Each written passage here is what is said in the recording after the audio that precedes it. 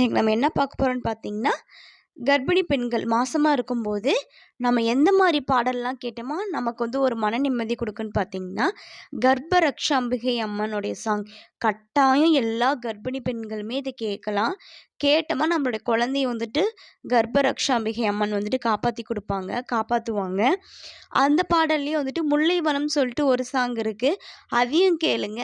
கர்ப்பரக்ஷாம்பிகைன்னு போட்டிங்கனாவே நிறையா சாங்ஸ் வரும். அதில் முல்லைவனம் சாங்கும் கர்ப்பரக்ஷாம்பிகையோட அம்மனுடைய சாங்குமே கேளுங்க. இது வந்துட்டு காலையிலையும் கேளுங்க, மதியமும் கேளுங்க, சாயந்தரமும் கேளுங்க. உங்களுக்கு எப்போல்லாம் மனசோர்வாக இருக்கோ அப்போல்லாம் கேளுங்க. டெய்லியுமே இந்த சாங்கை நீங்கள் வந்து கேட்க ஆரம்பிச்சிங்கன்னா உங்களுக்கே வந்துட்டு நம்மளை யாரோ பாதுகாக்கிற மாதிரி ஃபீலிங்ஸ் வரும். நீங்கள் பாருங்கள். சுகப்பிரசவம் ஆகிற மாதிரியுமே சிவனுடைய பாடல்கள் இருக்குது. நீங்கள் அதையுமே சர்ச் பண்ணி பாருங்கள்.